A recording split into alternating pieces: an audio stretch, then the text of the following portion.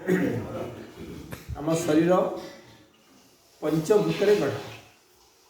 जो पंचभूत अच्छी पृथ्वी जल अग्नि वायु आकाश, तो ये पांचटी तत्व आम हाथ अच्छे।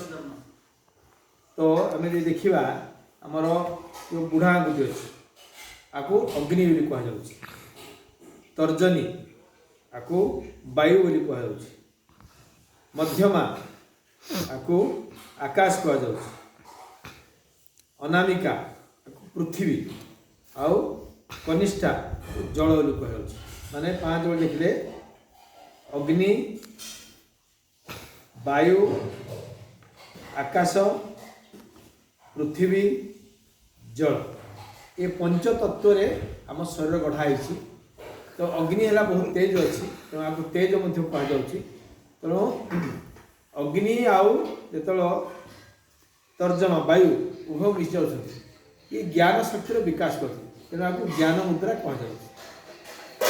तार लाभ कौन? स्मरण शक्ति वृद्धि, ता सहित जो आम अनिद्रा रोचे राति सारा कौन निद हो ना से स्थित बस मन स्थिर रोचे।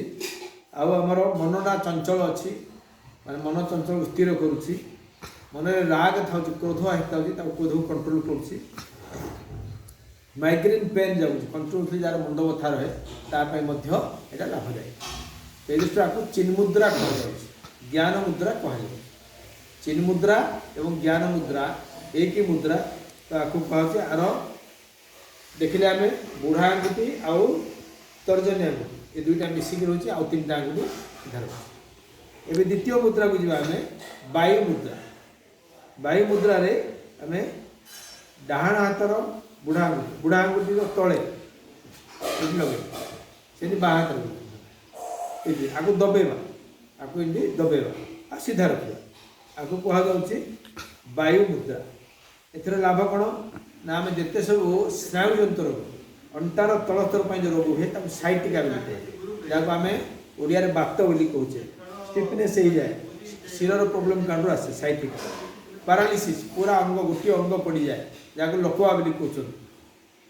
सेमती आमर स्पॉन्डिलाइटिस यही हाथरू ऊपर बेक पर्यंत जो कष्ट हुए आम स्पॉन्डिलाइटिस कहते। स्पॉन्डिलाइटिस तापर जिते सब जॉइंट्स पेन गंठी बात जिते सब गंठी जॉइंट्स पेन होची से जॉइंट्स पेन पर लाभदायक। तापर आमर आंठू आंठू जो प्रोब्लेम होची से वायु मुद्रा आम लाभदायक। दिन को प्रत्येक मुद्रा जो मुद्रा दीटा आम कहले प्रत्येक मुद्रा दिन को 45 मिनट करने कथा, तार लाभ मिल। जब 45 मिनट आम करें कम से कम दिन में 15 मिनट 15 मिनट 15 मिनट तीन थर 45 मिनट कर। तृतीय मुद्रा है अपान वायु मुद्रा। वायु मुद्रा थिला, वायु मुद्रा जिंदा सी रखा आउ आमर मझी आंगुठी मध्यमा आउ अनामिका ये दुईटा को आनी बुढ़ा आंगुठी जोड़ देखो। मध्यमा अनामिका दुईटा को आनले बुढ़ा आंगुठी जोड़ देले आउ आमर कनिष्ठ अलग रखा एगुला कितने बस। आपको कहुच्छी अपान वायु मुद्रा। आर लाभ कौन? यहाँ हार्ट प्रोब्लेम बहुत लाभदायक। जार हार्ट प्रोब्लेम अच्छी तापाई लाभदायक, जार मुंड बथा होता भी लाभदायक, गैस हो गैस पे लाभदायक। ता सहित आमर अंटा बथा